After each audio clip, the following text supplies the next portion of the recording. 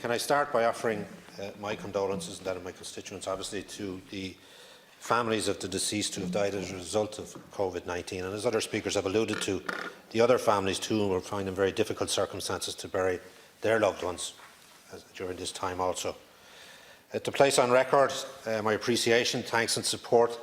for healthcare workers, for the emergency workers, essential workers, and indeed the patrons that are the citizens that are at home today, playing an equally important role. We should also acknowledge and respect the leadership and decision-making of government to date, their empathy and their understanding, and the way in which they've delivered their views, their thoughts and their advices have allowed and ensured that those same advices are adhered to, and that has resulted in the progress that we've seen to date by virtue of a 10 to 15%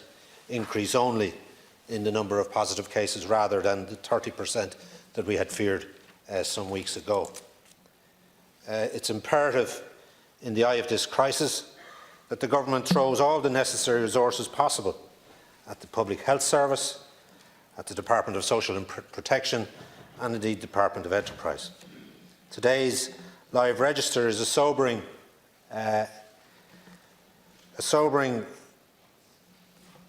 vista for us, telling us even this crisis far outweighs the impact of the banking crisis. The spend to date of £6.7 billion, it doesn't account for all that has or in the process of being spent. The Exchequer returns today, the revenue down 20%.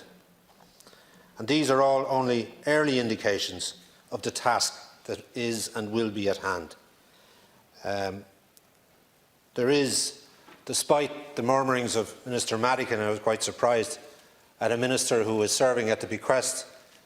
of the President's right to appoint a government in the absence of the Dáil doing so,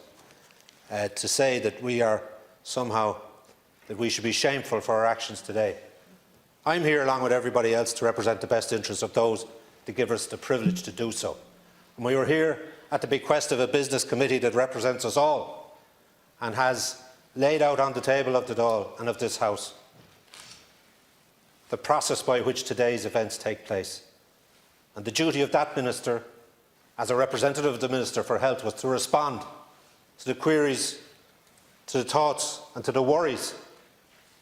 of many of us, whom are in turn only passing on the representations of those we represent. And I hope that we don't see anything of that nature again in the course of this debate, or indeed this crisis.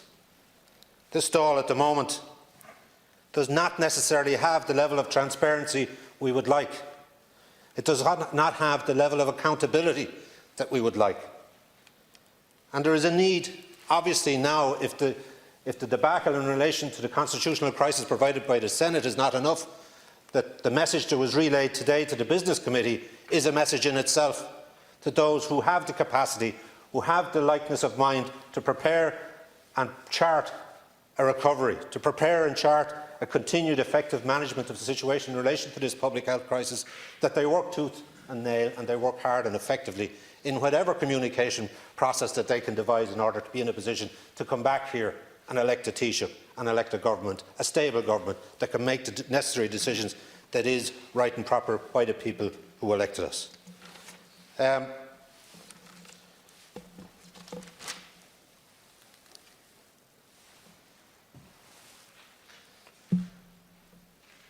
In relation to the fuel allowance, and I welcome the fact that the Minister has acquiesced as a government to many of the recommendations of our party and others in relation to that issue. When I think of that, and I think of my own constituency and representations that I've had recently, for example, in relation to the fuel allowance, there may well be that many of those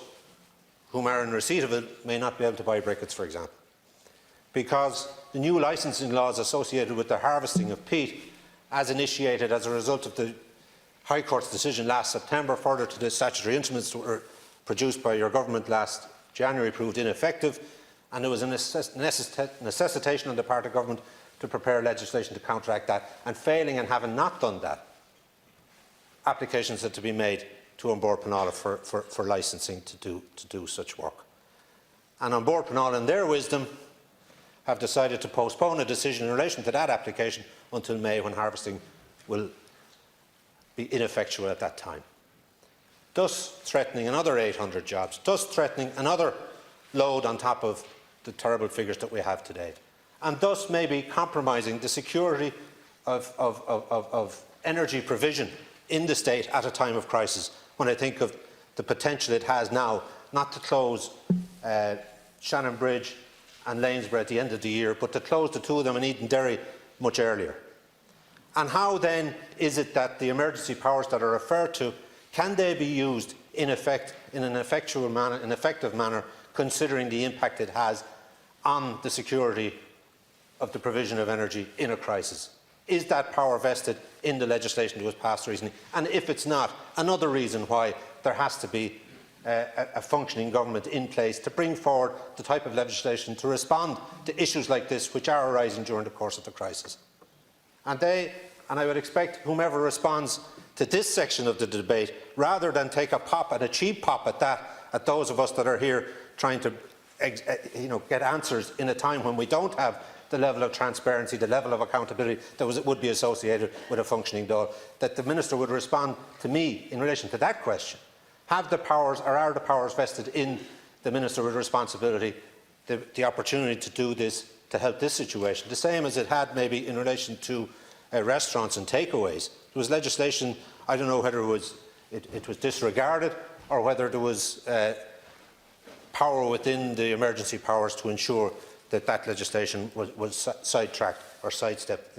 in that area. So that's a simple question I have, and I would hope that you might be able to respond to, as part of many other questions that we have that will be relayed in writing, in the hope that they might be responded to, and I would hope in the best of good faith that you would do so, considering there isn't the opportunity for PQs to be relayed to the Ministers, as would be the case normally.